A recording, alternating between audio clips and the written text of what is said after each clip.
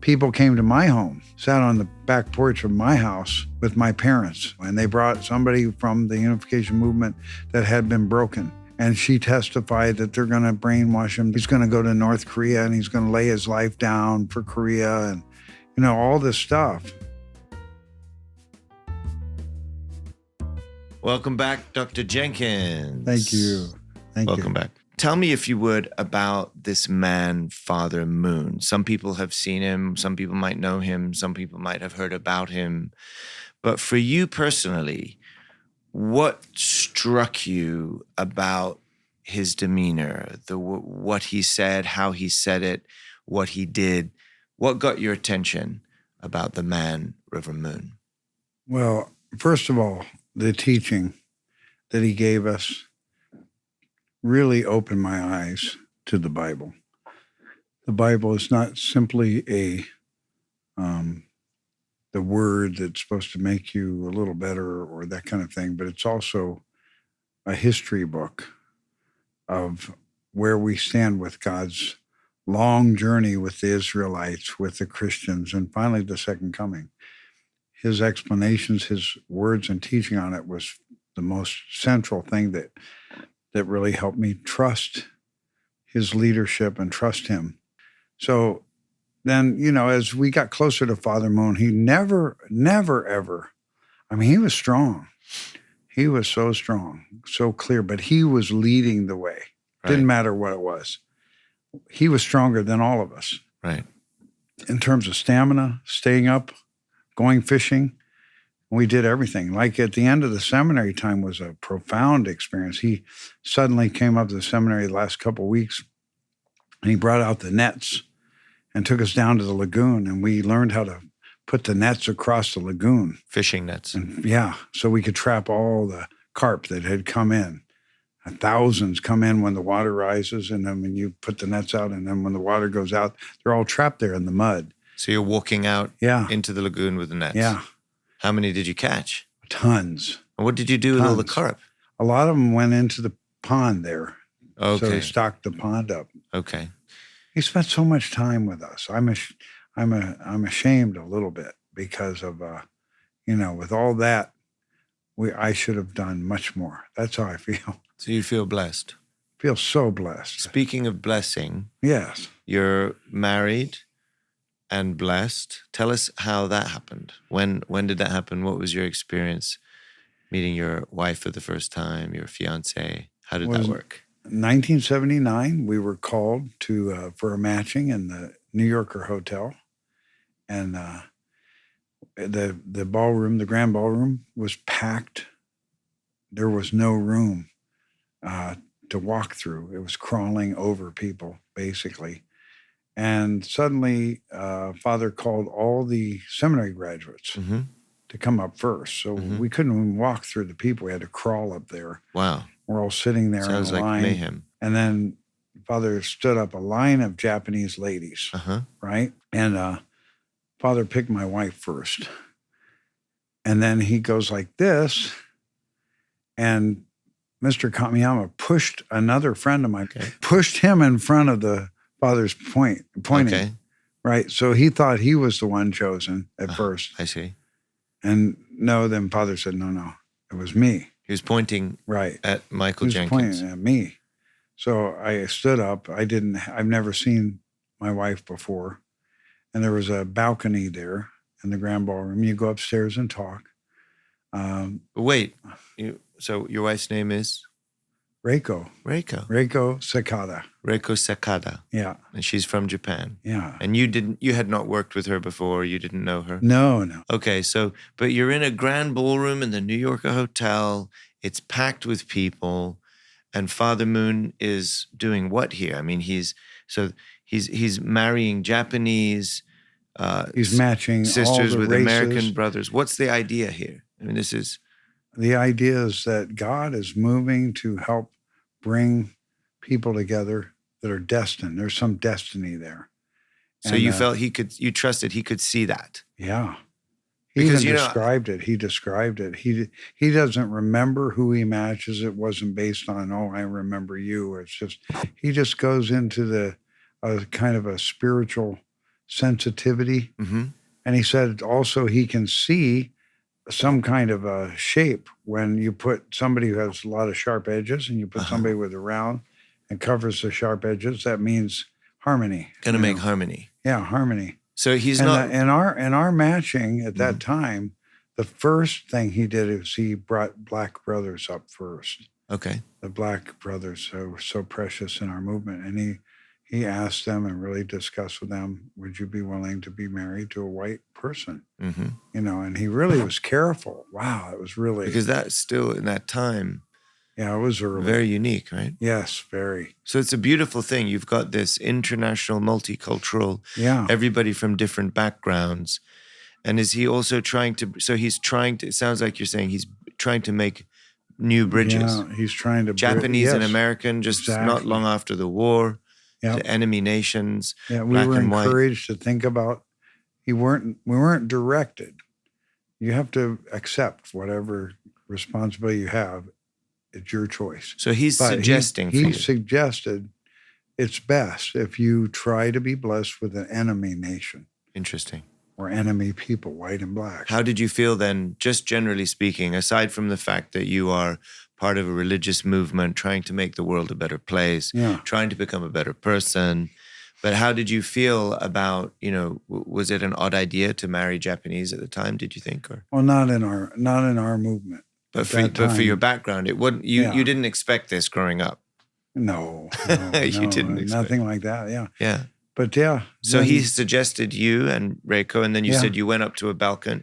We went up to a balcony, and she spoke very good, excellent English. She'd already been in America since 1973.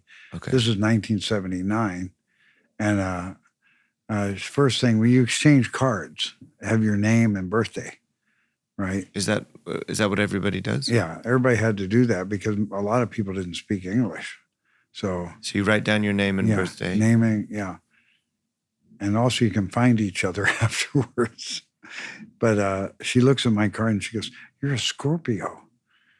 I am too. And that was our first exchange. Oh, yeah, that's nice. And we both just shared for a moment because, I really felt trust. I didn't feel I had to look for somebody else for me. Mm-hmm. Some people feel they have to, and that can be good too. But I just felt like, because we'll do this. A lot of people put a lot of stress behind the idea of choosing the right person. Yeah. But describe for me, if you could, also for our listeners, like, what were you doing? You're asking. Clearly, you love and trust Father and Mother Moon to guide this process, but really, it's like you're putting your faith in God to do that part for you. What describe that for me? Why did you go to the blessing? Why did you go this way? What was that experience? Well, the teaching we share is so well centered on the idea that you have to become fruitful, multiply, having a family, and then have dominion. That's your course. So our destiny is to be married and to have children. So, that's exciting. Right. My wife was beautiful. That helped a lot, but I wasn't centered on that. It was like, I just trust that God's destiny is here. But also, we have a strong ethic and a strong teaching that love doesn't come from just the moment. Right. Love is something we build together. So we both expected to, work it out step by step. And we both had that kind of understanding that no matter what, you're going to build we're going to that work it out. love. Which, by the way, is actually the more common approach around the world to marriage, right? Some type of arrangement or some suggestion or matching process. That's really true. And they go into it knowing that love isn't just it's not based on the initial infatuation that you then go on a journey, but you that can be built. That love is built over time, based more on perhaps a common destiny or purpose. Yeah, but you're kind of in a state of shock. I bet. Because you're just meeting somebody. First time. You're not supposed to just spend the next few months together. Yeah. It's forever. And how old were you? How old were you now? I was 26. 26. Yeah. She was 29. And did you speak any Japanese at the time? No. Do you speak any now? Yes. I speak a little bit. Scotia. Squishy. And then we walk outside. Okay. Once you accept, you go and greet true parents and Okay. True honor parents, them. Father and Mother Moon. Mother is sitting there the whole time. The other thing is Father will go 28 hours, 30 hours straight. Doing this. He won't stop till it's all done. So when you come back down, he's still doing this, and then you... Oh, yeah. When we go out and come back midnight, they're still going. Okay. So then what do you do? You leave the room and then you go to Hawaii on honeymoon? What do you do next? Well, we went out and we had a nice lunch together at the Waldorf Astoria. I took her to the Waldorf Astoria. And she was so kind. She wanted me to, she didn't care if I wanted more food or, you know, please eat more, eat more. It's like, wow. She's just so, you know, wonderful. Then I did I did something that was really troublesome. I went to the payphone. There were no cell phones at that time. I went to the payphone and called my father. And I said, Dad, I've got good news. I'm getting married. He goes, son, that is the greatest thing. What's her name? I go, Reiko Sakata. And he says, Sakata? Sakata? That's Japanese. What in the hell are you doing? You know, World War II veteran, Philippines, really super shock. And I was so naive. And I didn't prepare anything. I'm just, hey, you know, we're so excited. We're in line with heaven, but we're going to really upset the apple cart. So that was tough. We had a great day. We went out to the museum. We had time, and she had to go back to her work.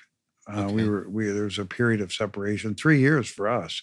3 years. So it's kind of an preparation. engagement in a sense. It was an engagement, a 3-year engagement to make sure you really wanted to do it. I brought her home during the engagement time. That was really hard for her. I mean, really hard.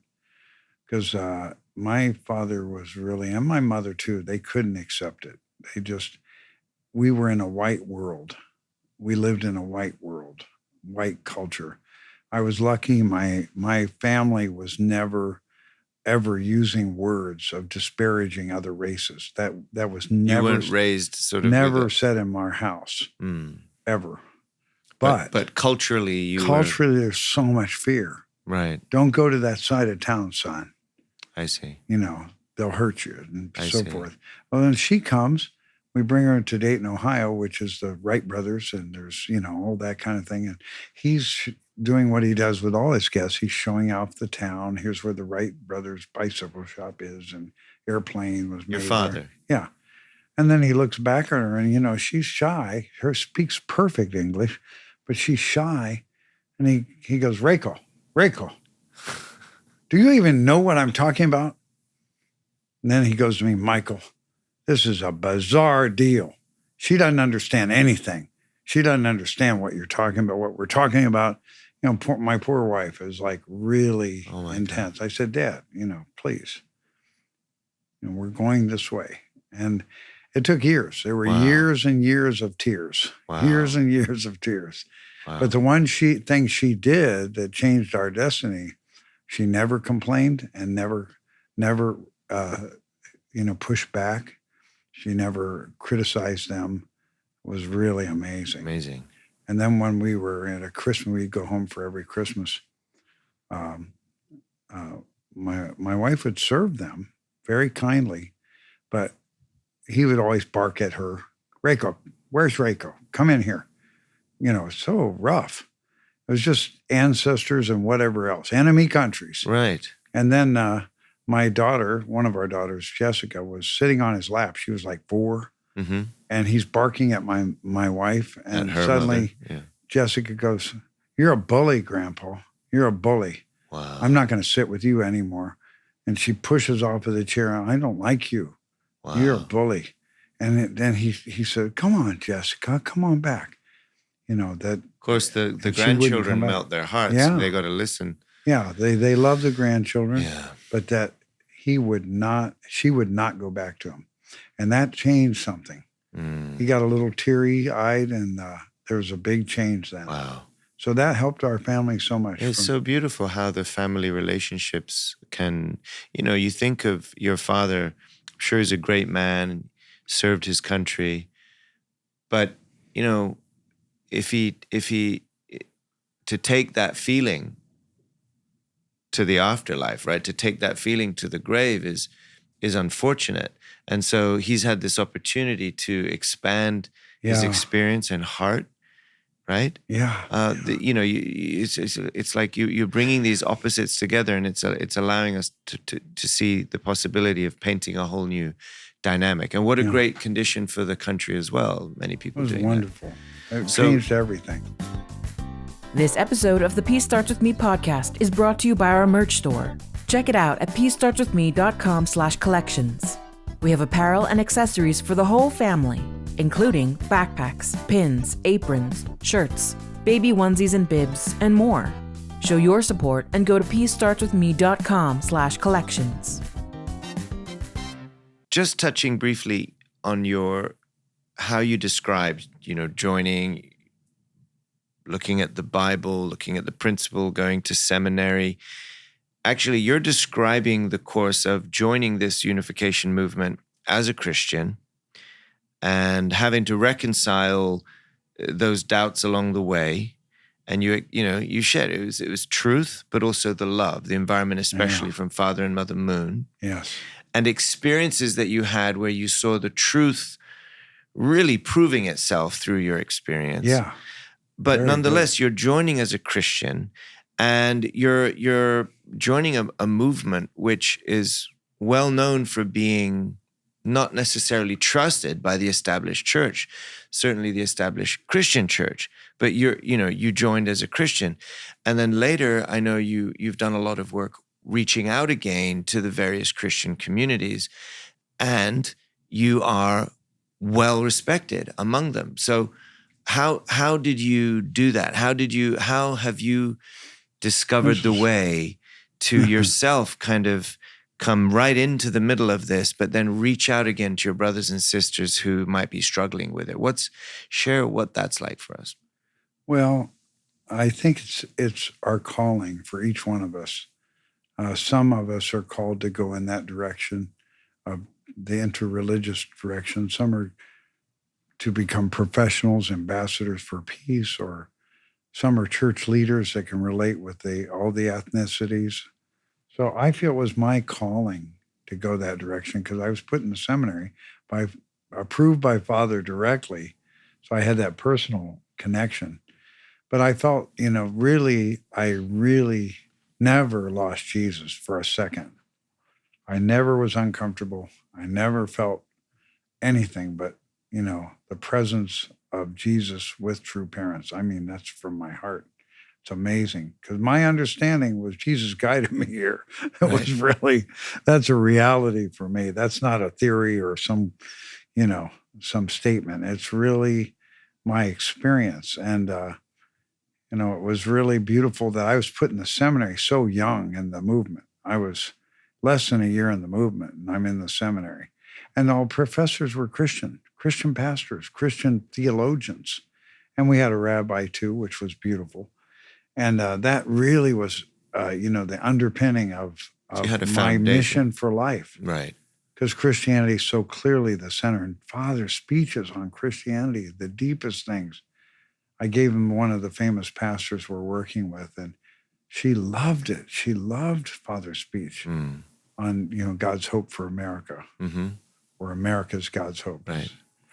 But that really rooted me deeply. The seminary gave me not only the reinforcement of my Christian faith, but it also gave me the professional understanding of history, the history of Christianity, the history of God's providence, and the great leaders like Calvin, Luther, and the different, historical figures, and the revivals in America. We studied that. What do you think it is that triggered this impression around Father Moon and around other people like yourself in the movement from the outside? What do you think made it look for those outside like this cult status or this type of untrustworthy group of people that we don't know who they are or what they're doing. Why did that happen? What's your opinion about that? Well, a couple things. One is that Christianity really needs Father and Mother Moon. That's without question. Are they bringing a message that, I mean, for you, it really hit deep, but do you believe this is a message for Christianity? Absolutely. Absolutely. Once we can peel away the fear and the misrepresentations and the wrong, false reports that were given, then they can understand so quickly. I'm totally confident they can understand. And the reason is, if they love Jesus and if they're really living the gospel, they'll get in sync with us. So the real reason for the cult status and all that kind of thing was, number one, our movement grew so fast, and it was all people in their 20s, some in their teens, but mostly young people, just from thousands, all walks of life. Thousands joined. So if you wanted to come visit the Unification movement, there were no people over 30. Mm-hmm. There were no married people. It was young. It was all young individuals. And that was a time when there was a lot of spiritual phenomenon going on with other groups that were, all kinds of backgrounds. And we respect them all, but we would get confused with those groups. I see.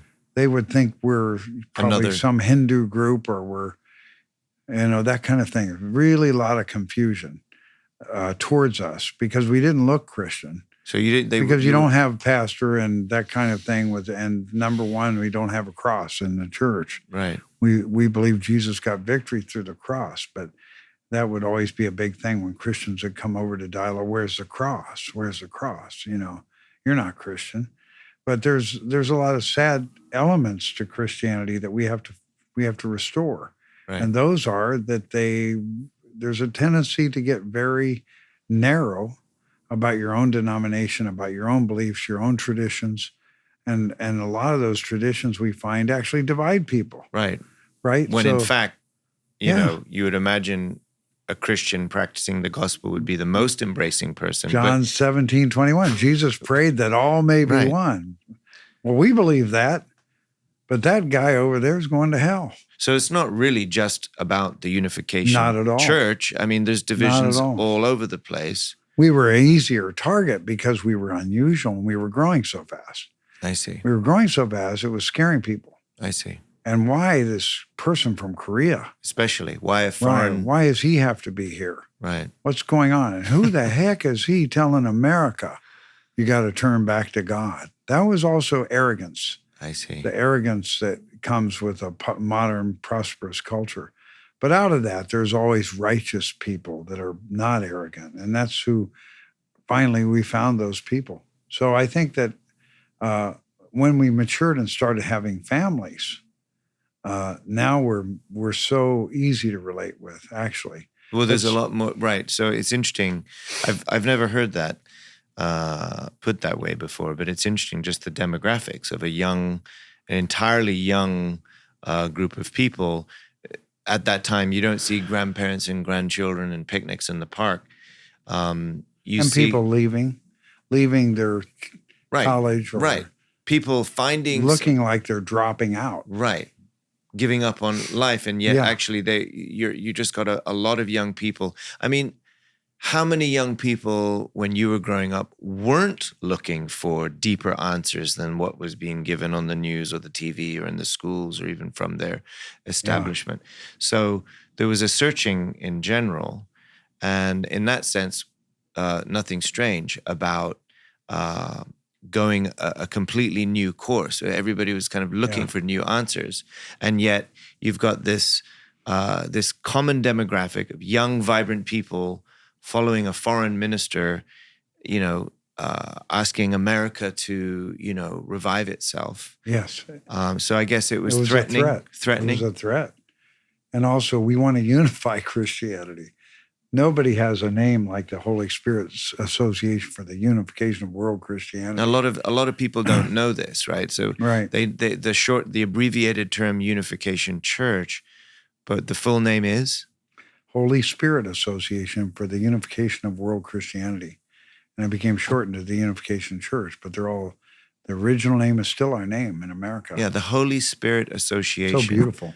It is Holy Spirit Association for the Unification of World Christianity. The idea being that if we allow the Holy Spirit to lead us, we can unite the body of Christ. Yeah. You know? And why not? Right. Why not? So would you say, though, because I don't know how many people know this, but would you say that Father Moon was coming to build a denomination or a church? No. Because that name suggests something different. And that's why the seminary was so important, and remains to be critically important, I believe, for our Holy Spirit Association. The reason is no one who is kind of a revolutionary and revelatory type preacher would take the trouble to make a certified, accredited seminary in which all the professors are from different denominations. That in itself was quite groundbreaking type thing.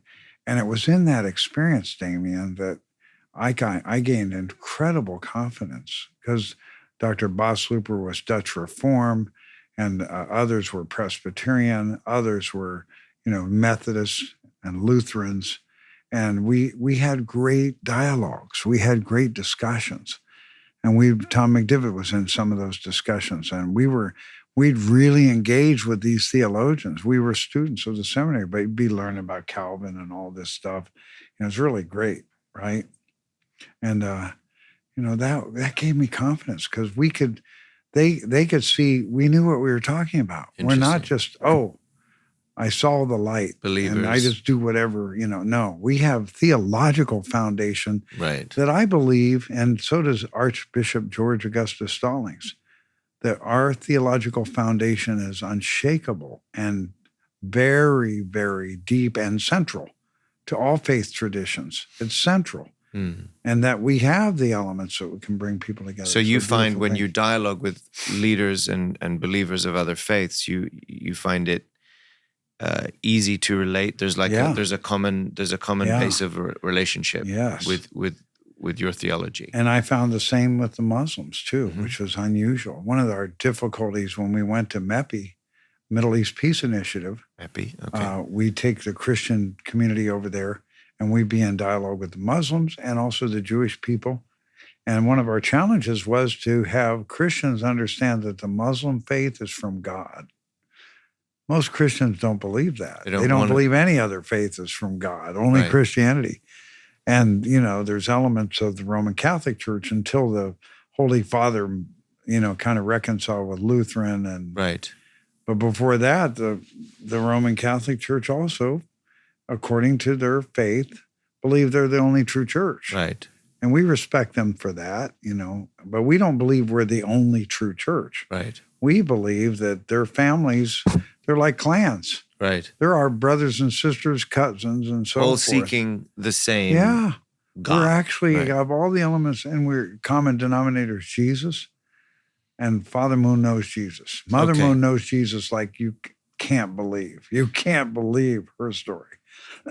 It's so exciting. Let's tackle one other thing related to this cult status, which is the term Moonies. Yeah. What is that? Moonies. What does that mean to you? What does it make you feel? Where did that come from? And what does it mean? Well, when we were in the time when we were being persecuted by NBC and deprogramming was raging. Deprogramming. What's that? That's where people abduct people paid by their parents, the deprogrammer, paid by the parents, but egged on by people who are making money by the abduction and faith breaking. Okay. And those people would get the parents to get involved. They think they're saving their children. There's a lot of effort by anti-religious people, not just Christians who are negative, but anti-religious people saying we've got to protect these young people. We've got to help them. They're being brainwashed. It was a false theory. Oh, it's from Korea. Korea, North Korean brainwashing. Yes, and some scholars wrote books that made it look like, oh, this is a scientific. Thank God in America, the professional medical psychiatric community completely has debunked the idea of brainwashing and mind control. And these people were making money. People came to my home, sat on the back porch of my house with my parents and told them, we know. And they brought somebody from the Unification movement that had been broken. And she testified that they're going to brainwash him. They're going to get him to think he has to go to North Korea. He's going to go to North Korea and he's going to lay his life down for Korea and, all this stuff. And my dad didn't, my dad and mom didn't buy it. They didn't weren't buy impressed. It. Fortunately, we kept a heart-to-heart relationship. They came to everything I ever did. I see. They came to Yankee Stadium. They came to the seminary. Wow. They came all over the place. So they didn't buy the hoopla. No, thank God. But I get protected. it. So there's this frenzy, this branding of Reverend Moon as a North Korean spy who's brainwashing our youth. And what do you have at that time? It's the Cold War. 70-some Jim Jones and the Guyana. Oh, God, yeah. Mass suicide of these nice people who met politicians and everything. Wow, it was that atmosphere. It was really crazy time. So we were being labeled, and then the Mooney term was, we didn't think anything about it. We weren't really understanding how things happen. So what happened in Chicago kind of broke the ice on the Mooney label as a pejorative. Because what happened was, any association we'd have, any kind of friendships we build with civic leaders, other churches, they get labeled, they get persecuted. By association. So we had right when we started the American Freedom Coalition, Father asked the state leaders to move into a more civic type duty, and others, to work into people civic become leadership. Pastors, to work to bring unity of America on a civic level. Okay. So we were focusing on the anniversary of the Constitution. Okay. 1987, that whole period, right? And so we had programs. We had programs with the, state reps from all over the place. We were popular. Yeah. And then we had the director of education for the state of Illinois, right? The head of the Department of Education, did a beautiful program with us. Went to Korea a couple times with the American Leadership Conference. And then suddenly, the Chicago Tribune puts a headline out, education official linked to Moonies. And that time, because of the Danbury pressure, we had already developed a affinity with the Black church. So Danbury had already happened. Danbury's when 84, 85. And this is 87 when the Tribune hit us. So the backdrop to that is the fact that Father always had us reaching out to Christians, but it was actually Danbury that brought the Christians to us in a coalition. Why? Because they felt that Reverend Moon would not be persecuted like he was if he was white and Presbyterian. So they felt it was both racial and denominational discrimination. Yes, very much so. So to the world's surprise, a very conservative, fundamentalist Christian, Southern Baptist, Reverend Jerry Falwell, stood up and said, Reverend Moon is being persecuted. It's not right. We have religious freedom in America. And then to everybody's shock, a wonderful pastor, Reverend Joseph Lowry, who was one of the famous, he was the leader of the Southern Christian Leadership Conference after Dr. King, then Dr. Abernathy, and then Joe Lowry was SCLC through and through. Great leader, great man of God, great family. And he joined with Jerry Falwell. These are like the opposite ends, That's strong. That's a totally strong alliance. Opposite ends, but they were dead serious about protecting Father. And Joseph Lowry really felt we were Christian in his heart. The Black church played a key role. Jerry Falwell really respected us because we were conservative. We were anti-communist. Father Moon had been in prison. So those two forces came together, and the clergy lit up. We couldn't believe it. In Chicago Black as well? clergy everywhere. Yeah. Across the nation. We had the march in Washington. Thousands of clergy marching arm in arm. And who do you have? A civil rights leader and the white conservatives together. Amazing. Most powerful. So that's the backdrop. So all these clergy are already working with us, and we were taking them through the education of the American Freedom Coalition, which was focused on godless communism, why we can't accept communism. Right. It was called the CAUSA program, the cause being God. Right. So that's the background. But then what happened in Chicago? We have all these clergy working with us. And what happened in Chicago was the Tribune hit us, and then the minister said, you can't take that. You can't stand for that term. We got to knock that term out, Mooney. That's a hate term. Right. They're using it as a hate term. We didn't know it was a hate term. We just accepted it. It's like a nickname. I'm a Mooney and I love it. Right? Right. Okay. But they were using it. Father Moon was using the word all the time. He did, he's not afraid of anything. Interesting. They call us Moonies. All right, fine. But how about Sonnies? They should call us Sonnies too. And but then the black church said no. And this isn't right. Why? Because it's hurting all the Christians. Because if anybody works with us, and it was the same thing they did between black and white in America. Anybody works with the black people, they call him an end lover. I see. Label, smear, hate. Real quick. Evil force. It is evil. Evil words, labeling people, demeaning them, pushing them down. Yeah. So we didn't know. That's why the ministers who had fought with Dr. King, they came forward. Because they knew it. They knew. They've been around James the block. Bevel, Yeah. Reverend Sarden fought with Dr. King since the early 50s. And also Reverend Dunlap. These people came together and they said, Mike, you can't let that go. We got to do something. I said, what are we going to do? We'll go meet the Chicago Tribune. And said, no, we got to take this on. We got to protest.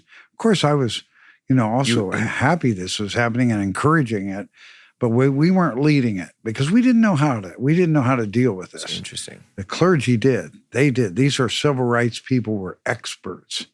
They were experts. So how far did you get with that? We followed Dr. King's plan exactly. We find the steps to reconciliation. So usually when people are hit, they want to go out in the street and protest and throw stones and hit them back. But that wasn't what Dr. King did. Dr. King, first step, you have to study. You have to understand the situation. You have to analyze with an open, objective mind. And then you build your statement together. There's all the steps. It's there at the King Memorial. It's beautiful. Reverend Bevel took us through all those steps. And then, then we had a statement, put a statement in the Chicago Tribune. And that statement was really something else. We got to bring that statement out. But he really equivocated that term, the M word, Mooney, with the N word. Wow. He equated it totally. And he actually wanted it in the title. The Moonies are our new. Wow. And they refused to print that because they would get a riot on their hands, right? But Jim Bevel was not afraid. This episode of the Peace Starts With Me podcast is brought to you by our merch store. Check it out at peacestartswithme.com/collections. We have apparel and accessories for the whole family, including backpacks, pins, aprons, shirts, baby onesies and bibs, and more. Show your support and go to peacestartswithme.com/collections. So we started marching on the Tribune. I remember I got so many calls from all over the country. You guys are out of your minds. What year is this? 1987. And they were told, a lot of people said, you're crazy. The Chicago Tribune is never going to yield. They have the printers union out there for 7 years picketing. Wow. They're probably still picketing. They never broke it.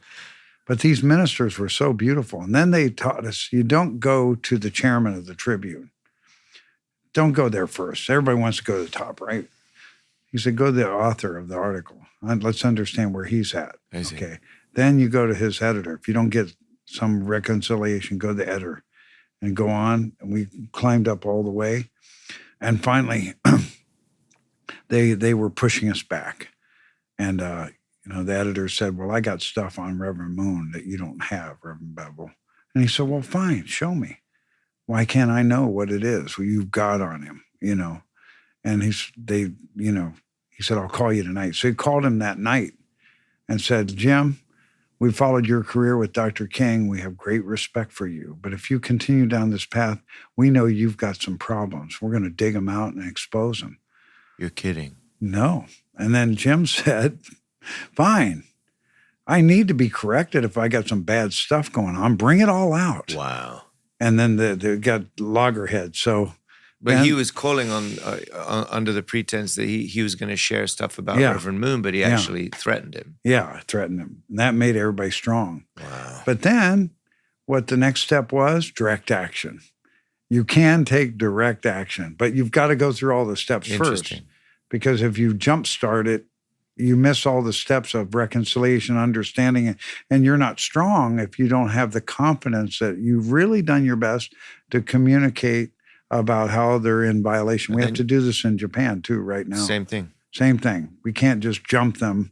We've got to educate them. So direct action comes when there's no other possibility. But you can do so with dignity. With respect. Right. One thing I learned from that is never assume you know the other person's motivation. Right. So he listed out some things. He said, don't think they're evil. Some are evil, but some are innocent. They just have the wrong information. Don't think they're communists. Some are communists, but, right? Right. And some are just really good people that don't know. Right. And they have to meet us. Right. So then we sent a request to meet to the Chicago Tribune at the chairman of the board. He refused, so then they did direct action. They sat in on the Chicago Tribune.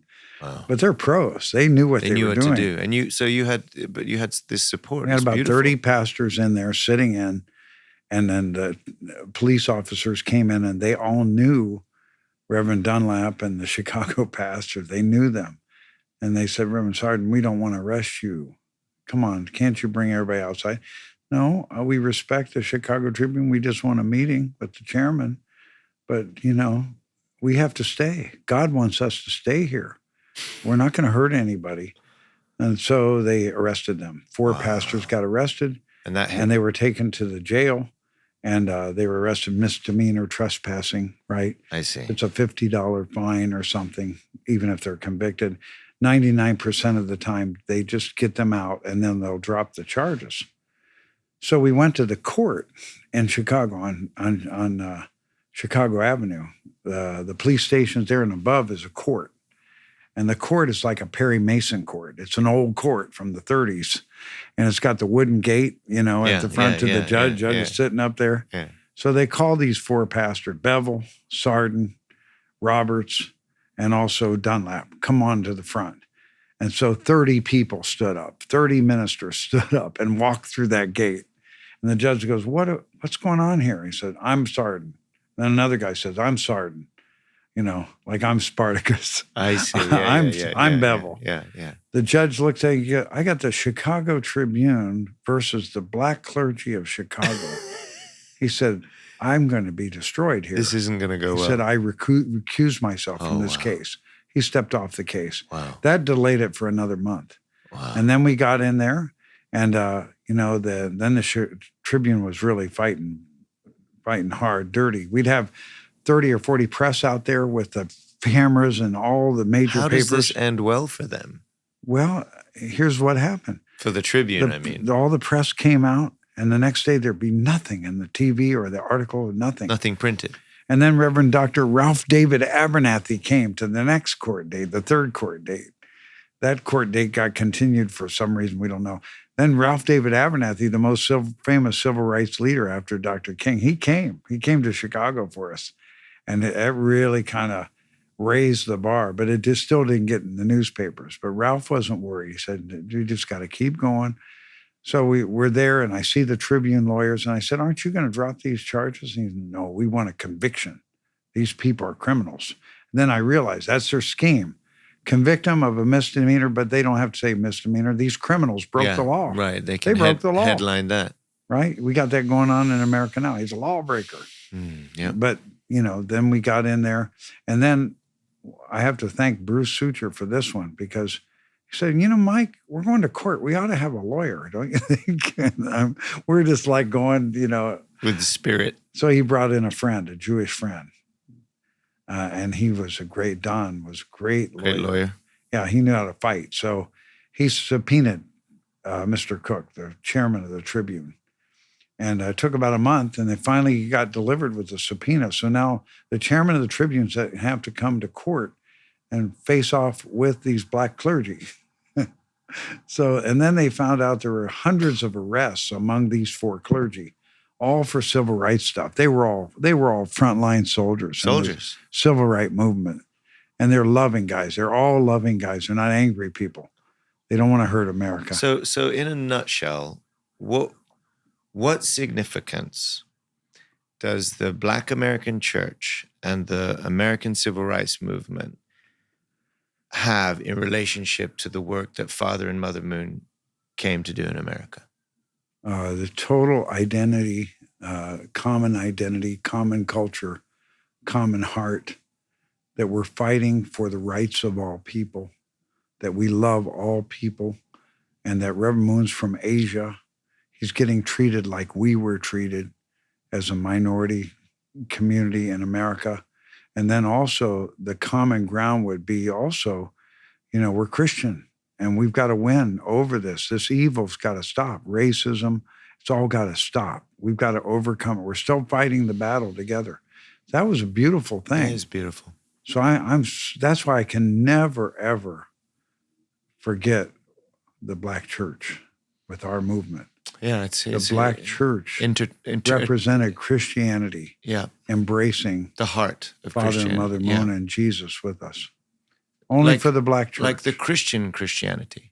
Yeah, and the thing that was really key to learn was Dr. King's life. In other words, white students were going to come down they were coming down from University of Michigan and all this, and a lot of the Black leaders didn't want that. This is our movement.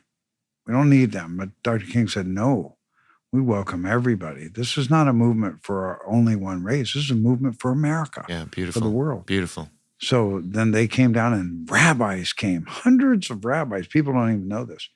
So Dr. King had that kind of love. He really loved all people. Right. And he really if you look deeply at his sermon, he really understood, there's white people that are really right with God now. Right. They're part of us. Right. They're not separate from us. But we got to take down the barrier. Yeah. We're part of, they're going to learn. The Christians, I love working with the Christians because once they understand this, and we have to learn how to speak with their heart, with the Bible. Mm. If we use lingo that's foreign, then it's just... Yeah, it just hits. Sure, but it's the heart, right? I heard that Father Moon said his favorite American of the 20th century was Dr. King, right? Right. Because of that heart. Yes. He was doing God's will. And here we are today with Mother Moon leading the whole worldwide movement, the Mother of Peace. Give us your experience with Mother, how that's grown and where you're at with that today, what you've discovered in working with Mother Moon. Well, another turning point for me in my life was, and my wife, was to be asked to go to the training center in Cheongpyeong. Mm-hmm. And that's a spiritual retreat center, right? So, and place to pray. 40 days. So we went through that 40 days, and I came back, and it really deepened my faith and everything. And then suddenly I got a call from one of at that time, the chairman of our church, that Mother wants you to go be her MC for the tour. And I knew it was related with that Korea spiritual devotion period. I see. I knew it was related. It was not just happening by chance. And so I had the opportunity to tour America many times with Mother Moon. Mm. And I never saw a love greater as a mother. Father's love also, I found no greater love in a father. But Mother's love is like really amazing. We went city after city after city after city. Then she'd go all over the world. Then she'd come back and go through America again. She never got angry once. Never once did she snap at anybody. And there were so many situations, when you're traveling day after day, the band goes to the wrong place. They go to the wrong airport. We go down, Mother has no clothes for that night and it's late. But she never, it's like amazing. Right. the stage fell down in one state. We, had those kind of experiences where we're on the speaking tour and the whole backdrop just goes, oh my gosh, it's going over. Boom, the whole backdrop drops off. Fortunately, the green room, which was another pipe and drape right next to it, still was standing. Mother was there. In the green room. And so we put up the backdrop, and she got up no matter what. She never, Never backed down. She was there to serve and sacrifice and pour tears over America. Wow. So then one thing that happened was really affected the Black church was Pastor T.L. Barrett Jr. saw these tours, and he said, why doesn't Mother come to my church? And it just was not a concept. Nobody even thought about that. So the first Christian church she was invited to was Pastor Barrett's church. T.L. And Barrett. she loved that church. She gave him a family flag. This is 1996. Beautiful. Gave him a family flag, and then we had a great experience. And Mother knows Christianity more than anyone I know in heart. Her mother and grandmother were just such devoted, deep Christians. Devout Christians. Yeah. Yeah. So then we went also into the whole phase of the world tours, and also the clergy would go on the world tours. Father picked the clergy to go on the world tours. True Parents would go to all these nations, and then next True Children would go, then next clergy would go, representing True Parents. It's amazing. So these clergy are very deep. Yeah. They're very deep. And I also learned the size of a pastor's church is not so important. It's the unity he has with his congregation and his own spiritual life and his spouse or her spouse, That's the most important thing. Size, we actually grew to prominence, not from a lot of mega churches supporting us. It came from small churches, 50 or 30 Right. and it doesn't matter because that's the backbone of Christianity. Beautiful. Over 90% of the churches are under Beautiful. 50, under 50 people. Yeah. People think the mega churches, Right, they make up less than 3% of Christianity. That is fascinating, isn't it? Yeah. Not even 5%, I don't think. That is fascinating. Isn't that fascinating? Yeah. So that's why these people coming together with Father, the Black church was first. The white church came along next with Reverend Abernathy and many others, Jesse Edwards and Tanya. Beautiful. So that's why these rallies we had at Madison Square Garden and Nassau Coliseum and the Prudential Center, they changed history. So what impact do you think the Peace Starts With Me rallies had? Enormous impact. We were received and accepted and loved and bonded with the heart of Christianity. I mean, I also felt, it's interesting, when you say received, because it also felt like we were all experiencing something together. Together. Right? Yeah. Yeah. Yeah. And then, so for those who didn't experience that, or for those who aren't currently part of the movement or part of some aspect or project that we're working on around the world, how do you feel the everyman today or the every person can find peace or solace through the leadership of Mother Moon, the Mother of Peace? Well, I think that, everybody has their own calling. Mm-hmm. So not everybody's going to be working with one segment. Right. We're supposed to diversify. We need music and culture right now more than anything. Right. Tell me about it. And Christianity as a partner. Mm-hmm. Christianity has to be the partner because we've got to have those culture and arts has to be grounded. And I think that everyone, all of our affiliates, family, all generations should get in, find the area of our movement's activities that you enjoy. Some love helping the environment. We have an incredible environmental program developing with the Earth and I. Yeah. I think that's why we got to help people rather than trying to bring people into one gate. Sure. The UPF Gate is really wide and broad too. Yes. But we need to upgrade it Uh-huh. because I've been feeling like that's what I want. I think UPF, that's Universal Peace Federation. Universal Peace Federation. I think that's a very solid, respected landing place for all levels of people, but especially our young professionals. I think that they could find a mission there that doesn't disturb their career as a medical doctor or as a lawyer or whatever, but it's there. I think that platform to we need to expand those things. Family Federation also. I think that we are on the brink of having a great awakening for America. I think it's coming because Family Federation is leading the way with prayer. And I feel this whole thing that we have the prayer rooms all across America. That was a gift directly from Mother Moon. And our church is praying now. And our she's movement she's is really praying. leading that way too in terms She's of this. leading it. And it's affecting the clergy. It's affecting me. It's affecting my family. Right. My wife and I. My wife is that's another thing for women in ministry of ACLC. Yeah. Oh my God. I can see what's happening, something I never experienced before, because they pray every day and they have a weekly prayer for years and years. It's like some kind of, resource, reservoir of spiritual power is there holding them. And now when we're introducing Mother's next level of teaching, they're like all comfortable with it. They're not reacting. They're jumping up to the next level because they're already wrapped in this elevated maturity with God and with Jesus. And they're so confident that Jesus is guiding us. Right. And that's the most important thing. The prominence of Jesus right now as the only begotten Son and the central teaching of true parents is so significant. So I'm just hoping, I really see it. The central teaching of true parents right now is focused on the only begotten Son and the only begotten daughter. This is a phenomenon. And it took me a while to understand it because, but now all of a sudden it's providential.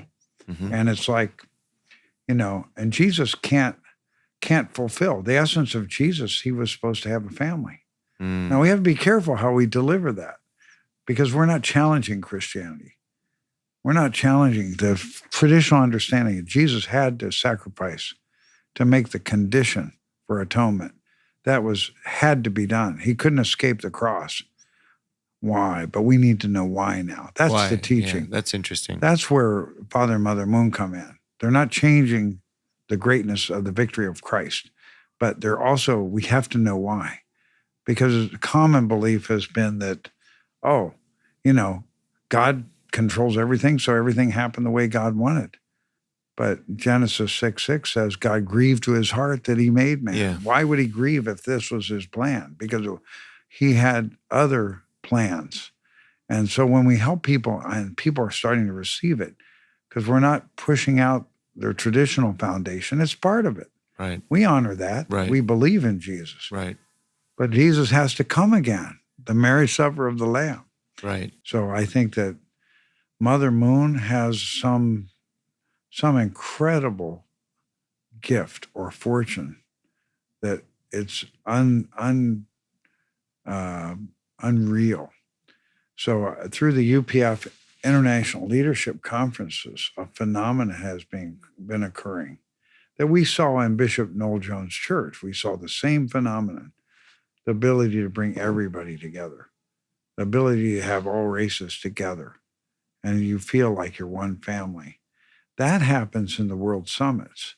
What's unique about the World Summits that Mother Moon convenes is that you have worldwide significant enemies, bloody enemies at those conferences. Coming together. And in an environment, a safe place has been created, but they all know it's coming from her gift or how God's using her to create a place of peace and reconciliation. And so heads of state, very famous clergy, very famous Americans, very famous people from Iran and also Israel and from North Korea, South Korea. North Korea is not really there yet, but there's communication going on.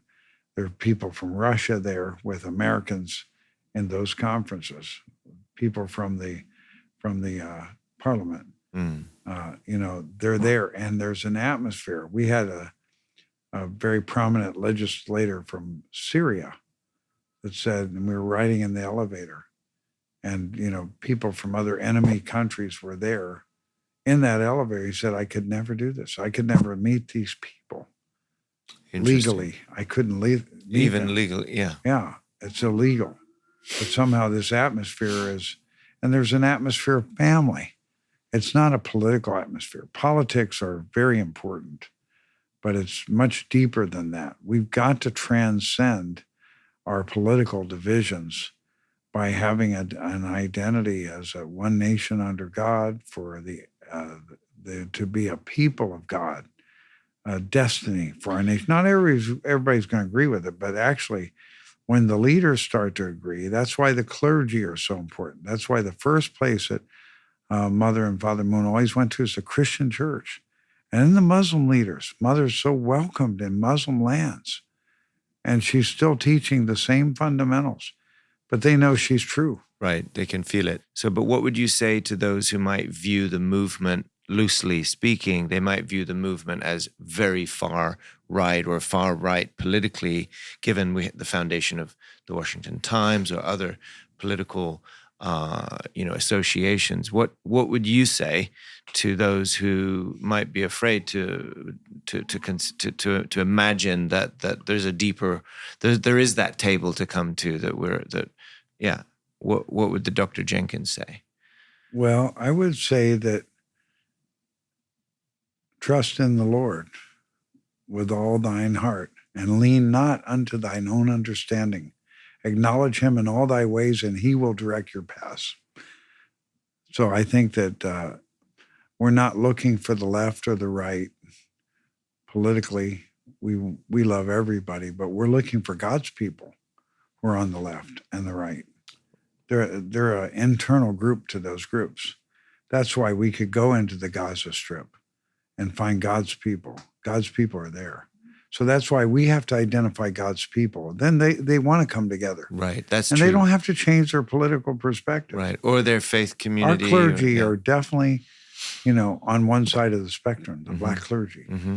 We never talk about these things. We don't get in fights over, we don't get in fights over that kind of stuff. And it's like, but also the clergy that are with us from the more conservative side, it's really, but that's why Mother and Father Moon's teaching is really phenomenal. Bishop Noel Jones really loves this. I know you shared it with him too. Head wing. Head wing, yeah. You Not can't left fly. wing, right wing. You can't fly without the right wing and the left wing. You got to have the central God wing, the God vision to make the two wings operate in harmony. Yeah. So the Democrats are right. We do need government. Yeah. If we don't have government, who's going to protect our rights? You think we can just work it out? Right. No. But the Republicans are right too. It's the individual freedom for self-determination and responsibility that makes America work too. So that you need both. Do you think politically, with both sides having so many great ideas, and as you say, it's really the good people, regardless of the affiliation, it's the good people that we need to encourage and come together. Do you believe America can be on that trajectory? Oh, absolutely. Think we're going to do it? Yes. Yes, we're going to do it. We're going to do it. I think all sides have to come together, and we'll see through this election. I believe that the person who emerges as president will be anointed by God and charged by God with bringing this nation together. And whoever it is, we got to pray for that person. And right. We got to support the president, whoever they are. That's why we loved President Obama. Yeah. We got along very well. Yeah. President Reagan was great. And we don't agree with everything. Right. But America's bigger than the president. Right. Right? Right. We need to get back to that. That's we true. need to get back to that, the greatness of America. So then final question, okay, with all that you face and, internal, out, in, out, all this, when you're faced with a personal struggle, how do you find peace? How does peace start with you? Where I find peace is really to keep going forward never step back to try to take a moment to breathe or to heal yourself or to get yourself strengthened. I think you find strength in going forward. That's how I find peace. I don't find peace from waiting for peace or hoping for peace. But I think what has happened also in my life is that I really cry out to God. You know, when I'm really in a dangerous situation, but not like, you know, it's not like a big deal. It's just that I have a little relationship with God that really has directly helped me every time. And I cry out silently many times when I'm late at night and just laid down to go to bed. And I'm just like, you know how it is. You got a lot of things going on. And you can't control them all. Yeah. God, please guide me. That's what I say to God. God. But it doesn't work if I just cry out and not doing my one step after the other. So it's the combination of, you know, surrendering to God, but driving forward at the same time. You have to come to a place of tears. You have to come. You can't just say, well, I'm uncomfortable and I'm stressed. So God, please guide me because I'm uncomfortable. No, it's got to come to the point where you're worried about America. Right. You're worried about fulfilling what True Mother needs and wants. It's an urgency. Yeah, it's an urgency. It's a sincerity. What an amazing journey you've described from your first. What's the name of the movie? Bernadette. Song of Bernadette. Song of Bernadette. It's a great movie. I watched it. I wonder what would have happened if you were watching Looney Tunes on that day instead. I'd be a dentist now. You'd be a dentist. Thank you. Thank you for listening to God and having God count on you and being such an incredible influencer, heavenly influencer, great brother, husband, father, family leader. And of course, we get to work together. So that's a blast. Thank you. Thank you for coming in. Dr. Dunkley. God bless you. Hey, wow.